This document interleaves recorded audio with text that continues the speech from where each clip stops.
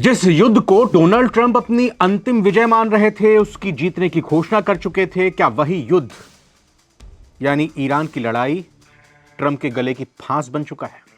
क्या operation EPIC fury अब Trump की लुटिया डुबोने वाला है? अमेरिका के रक्षा विभाग पेंटागन से आ रही रिपोर्ट्स ट्रंप और अमेरिका के लोगों के लिए डराने वाली हैं। 140 अमेरिकी सैनिक घायल हैं और खुफिया एजेंसियों CIA का कहना है कि ईरान का असली हमला तो अभी बाकी है। आज हम उन 7 संकेतों की बात करेंगे जो चीख चीख कर कह रहे हैं कि अमेरिका ईरान की चाल में फंस चुका है, उलझ चुका है। आखिर क्यों इजराइल अब ईरान के लोगों से गुहार लगा रहा है और क्यों ईरान चाहता है कि यह जंग जितनी लंबी खिंचे, जितनी दूर तलक जाए, उतना अच्छा है। तो आज सारी दुनिया के इस एपिसोड में हम 11 मार्च तक की ईरान युद्ध से जुड़ी खबरों और मिडिल ईस्ट के इस खूनी शतरंज की एक एक चाल को डिकोड करने की कोशिश करेंगे, खबरें आपको बताएंगे। नमस्कार, आप नवभारत टाइम्स देख रहे हैं, मैं रविंद्र सिंह आपके साथ।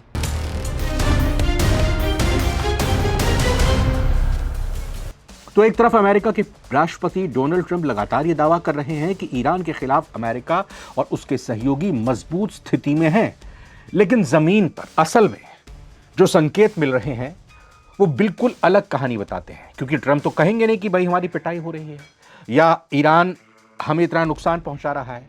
ये बात अमेरिका क्यों कहेगा?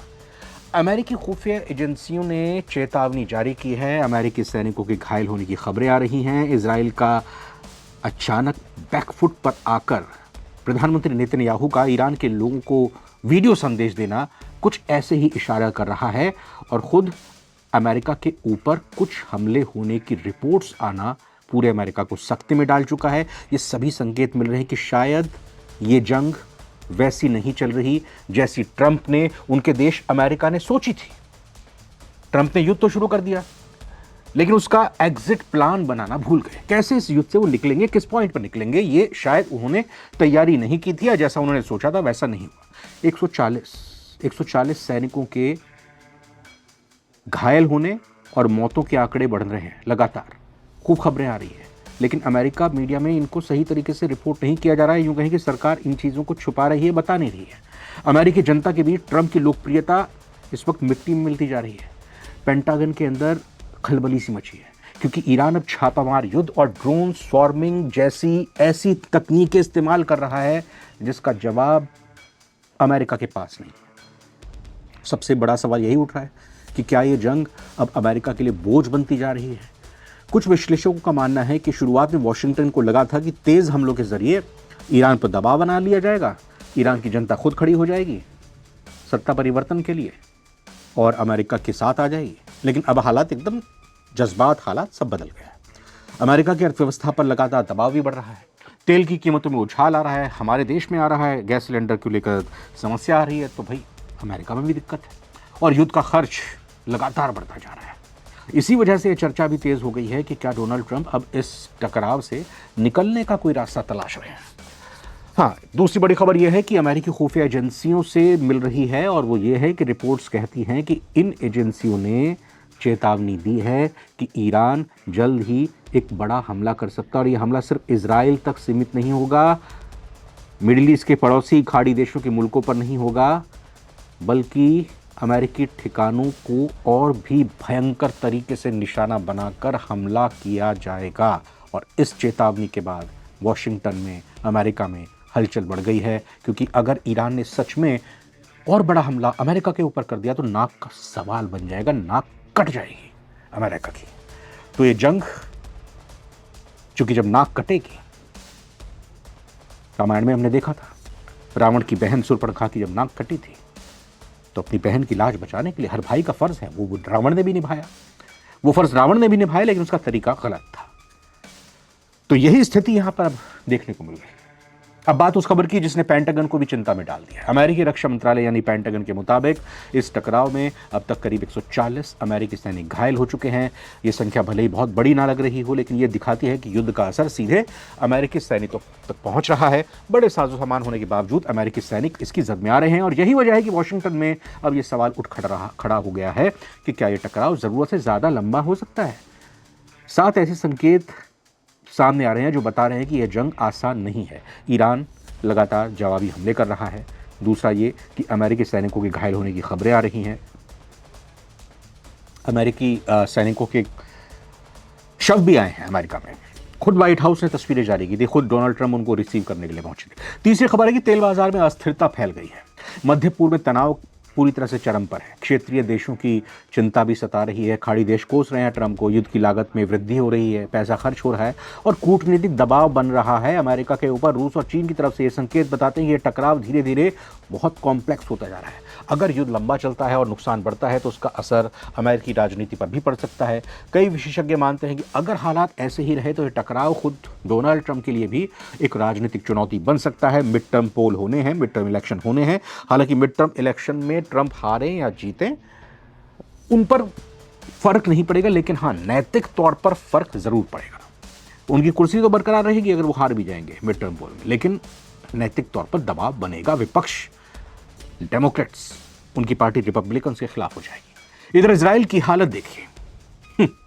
जो इजराइल नेस्तनाबूद करने की धमकी देता था ईरान को, वो अब बैकफुट पर है।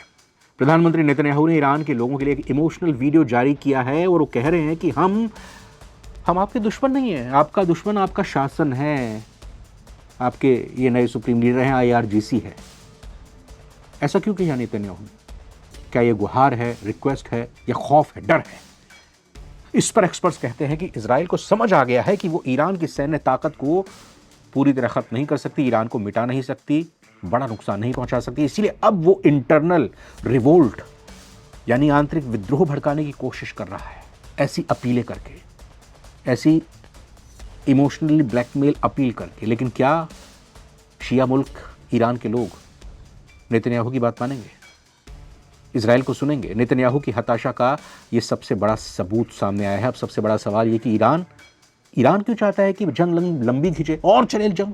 बार बार ईरान कह रहा है कि और तगड़े हमले करेंगे। ईरान कह रहा है कि अब 1000 टन के, माफ़ कीजिएगा 1000 किलो के यानी 1 टन के वॉरहेड का इस्तेमाल मिसाइलों में करके दागेंगे। ईरान ये क्यों कह रहा है कि हम बारूदी सुरंगें अब हॉर्मुज़ की खाड़ी में बिछाड़ेंगे। ईरान ये क्यों कह रहा है कि अब हम